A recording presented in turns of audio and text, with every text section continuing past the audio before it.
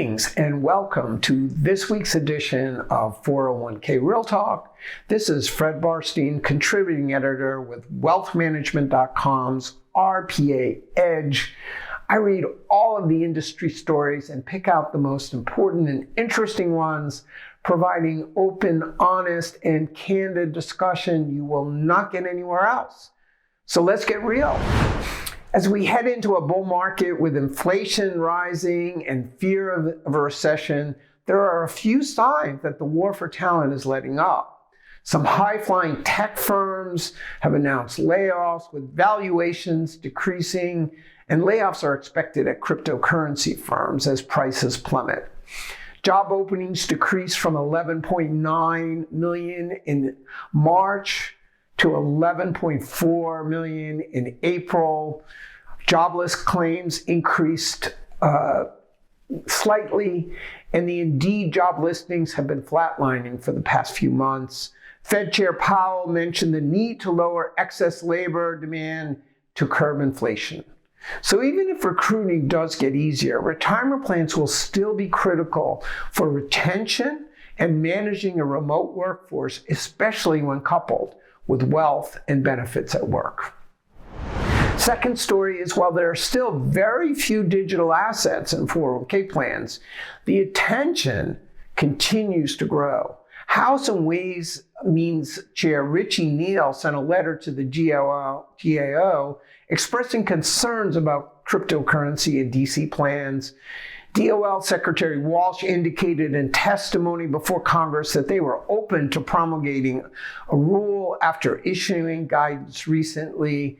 And Fidelity Chair Abby Johnson defended her firm's decision to offer 401k clients access to digital assets at a crypto conference, expressing surprise at the attention the decision got.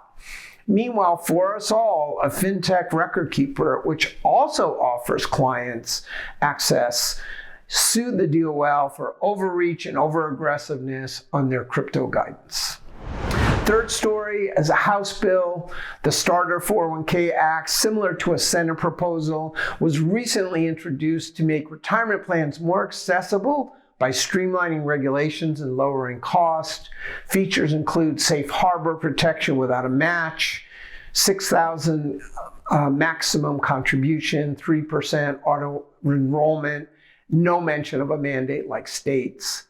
A simpler, cost-efficient federal plan would be welcome, as the hodgepodge of state requirements will cause compliance problems for small businesses that have workers in multiple states.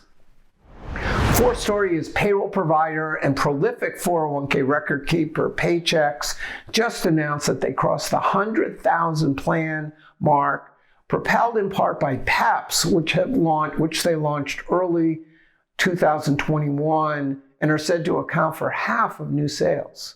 The news highlights three important issues for RPAs. Number one, payroll is key to 401k plan processes, especially the auto plan.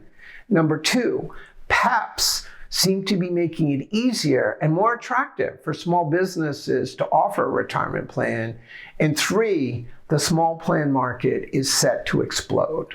All key lessons for RPAs who need to learn how to leverage PAPs and work with small businesses.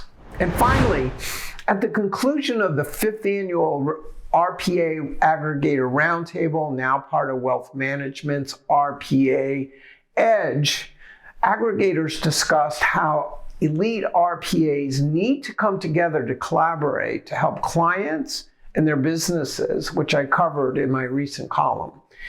Elite RPAs are dominating the DC market, with RPA aggregators alone accounting for 66% market share of advised DC assets and growing.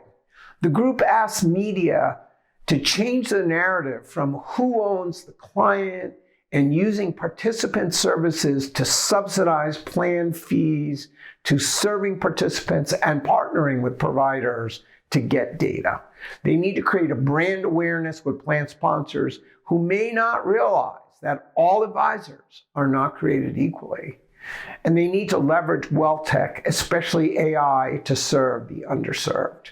Elite advisors need to come together free of conflicts of interest with a common voice to better negotiate with providers and lawmakers and distinguish themselves to plan sponsors.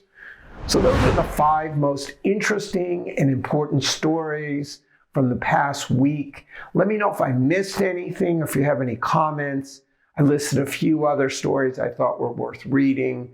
Otherwise, I look forward to speaking to you next week on 401k Real Talk, now part of wealthmanagement.com's RPA Edge.